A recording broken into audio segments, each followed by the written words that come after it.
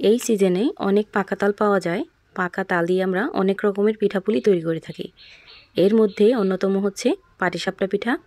আমি আজকে পাকা তাল দিয়ে এই পাটিসাপটা পিঠাটা তৈরি করে দেখাবো। এখন দেখে নেই খিরসা ভরা এই পাটিসাপটা পিঠাটা আমি কিভাবে তৈরি করলাম। প্রথমে একটা বাটিতে নিয়ে নিব আমি 1 কাপ পরিমাণ শুকনো চালের গুঁড়া, আর দিয়ে দিব হাফ কাপ পরিমাণ আটা বা ময়দা, আপনারা যেটাই দেন দিয়ে দিবেন।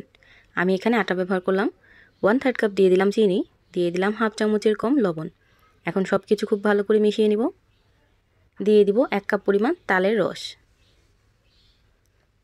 তালের রসটা যদি পাতলা হয় তাহলে পানির পরিমাণটা একটু কম লাগবে। এই তো এখানে আমি আরও 1 কাপ পরিমাণ পানি দিয়ে খুব ভালো করে মিশিয়ে নিব। পানির পরিবর্তে আপনারা চাইলে দুধ দিয়েও এই ব্যাটারটা গুলিয়ে নিতে পারেন। একসাথে পানির পরিমাণটা বেশি করে দিয়ে গোলাতে যাবেন না, তাহলে ব্যাটারটা একদম পাতলা হয়ে যাবে।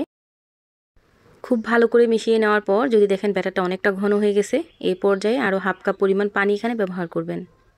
আমি এখানে মোট 2.5 কাপ পরিমাণ পানি ব্যবহার করছি। পাটিসাপটার এই ব্যাটারটা একদম পারফেক্টভাবে রেডি হয়ে গেছে। এখন আমি ঢাকনা দিয়ে ঢেকে একটা সাইডে রেখে দেবো। এই পাটিসাপটার ব্যাটারটা কিছুক্ষণ রেস্টে রাখলে কি হয়, শুকনো চালের যে গুঁড়িটা আছে ওটা খুব ভালোভাবে সেট হয়ে যায়। এখন আমি পাটিসাপটার খিসাটা তৈরি করব।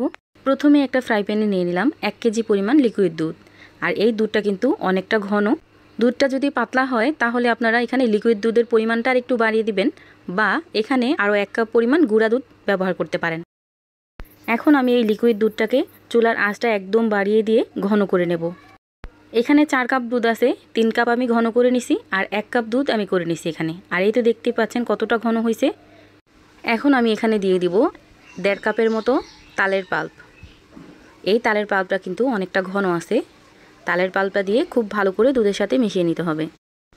লিকুইড দুধটা ঘন করে নেওয়ার কারণে তাল রান্না করতে কিন্তু সহজ হয়ে যায়। এই স্টেপটা ফলো করে আপনারা খিসাটা তৈরি করবেন, তাহলে কম চিটবে বা হাতে লাগবে। খুব ভালোভাবে যখন তালটা মেশানো হয়ে যাবে দিয়ে দিব 1/3 কাপ চিনি। চিনিটাকেও খুব ভালো করে মেশানোর পর দিয়ে দিব 2 চামচ পরিমাণ সুজি।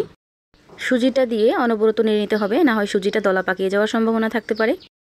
এখন এই সুজিটা এর মধ্যে দিয়ে 5 থেকে 6 মিনিট হাই হিটে রান্না করলে কিন্তু একদম পারফেক্টভাবে রেডি হয়ে যাবে এই খিসাটা। আপনারা চাইলে এখানে নারকেল কোড়াটা বেশি করে ইউজ করতে পারেন। আমি এখানে হাফ কাপের মতো নারকেল কোড়া দিয়ে দিলাম। এই পর্যায়ে এসে যদি মনে হয় একটু লবণ প্রয়োজন তাহলে একটু লবণ দিয়ে দিবেন। অনেকে মিষ্টিতে লবণ পছন্দ করেন না, আপনারা যদি মিষ্টিতে লবণ পছন্দ করেন তাহলে সামান্য পরিমাণ লবণ দিয়ে দিবেন। এই খিসাটা কিন্তু একদম পারফেক্টভাবে রেডি হয়ে গেছে। এখন আমি এই খিসাটাকে একটা প্লেটে ঢেলে নেব, কারণ ঠান্ডা হলে এই খিসাটা অনেকটাই ঘন হয়ে যাবে। আগে থেকে যে পাটিসাপটার ব্যাটারটা করে রাখছিলাম ওইটা আমি উঠিয়ে নিলাম। আর এই তো দেখতেই পাচ্ছেন একদম পারফেক্টভাবে কিন্তু ব্যাটারটা রেডি হয়ে গেছে। এখন আমি পিঠাগুলো তৈরি করে নেব। আমি যে খিরসাটা করে রাখছিলাম ওই খিরসাটা কিন্তু একদম পারফেক্টভাবে ঠান্ডা হয়ে গেছে, আর ঠান্ডা হওয়ার পর এরকম ঘনত্ব হয়েছে।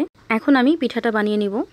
পিঠাটা বানানোর জন্য আগে থেকে আমি ফ্রাই প্যান চুলায় দিয়ে দিছি, আর একটুখানি তেল দিয়ে এরকম ভালো করে মেলে দিছি। 1 চামচ ব্যাটার দিয়ে চামচের সাহায্যে এইভাবে গোল করে নেব। এখন ঢাকনা লাগিয়ে 1 মিনিটের মতো অপেক্ষা করব। 1 মিনিট পর ঢাকনাটা উঠিয়ে আমি খিরসাটা দিয়ে দিব। আর যতটা সম্ভব খিরসাটা একটু বাড়িয়ে দিবেন, কারণ পাটিসাপটা পিঠার খিরসাটাই খুব মজা লাগে। এখন আমি পিঠাটাকে মুড়িয়ে নিব। খিরসাটা দিয়ে মুড়িয়ে নেওয়ার পর 1 মিনিটের মতো আমি চুলায় এইভাবে রেখে দেব।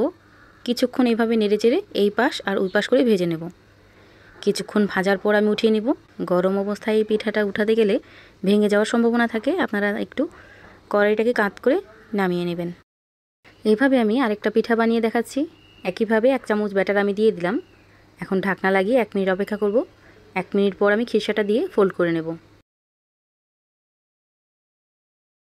যদি দেখেন ফ্রাই প্যানে লেগে যেতেছে, তার মানে আপনার ফ্রাই প্যানের সমস্যা, পিঠায় কোনো সমস্যাই নাই।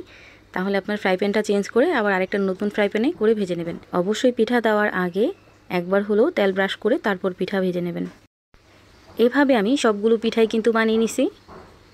আর এই তো দেখতেই পাচ্ছেন কতগুলো পিঠা হয়েছে, মাশাআল্লাহ। আপনারা অবশ্যই একদিন বাসায় ট্রাই করে দেখবেন, ইনশাআল্লাহ আপনাদের কাছেও এই পিঠাগুলো খুব ভালো লাগবে। এখান থেকে একটা পাটিসাপটা পিঠা আমি ভেঙে দেখাচ্ছি কতটা সফট আর কতটা পারফেক্ট হয়েছে। সবাই ভালো থাকবেন, সুস্থ থাকবেন। আল্লাহ হাফেজ।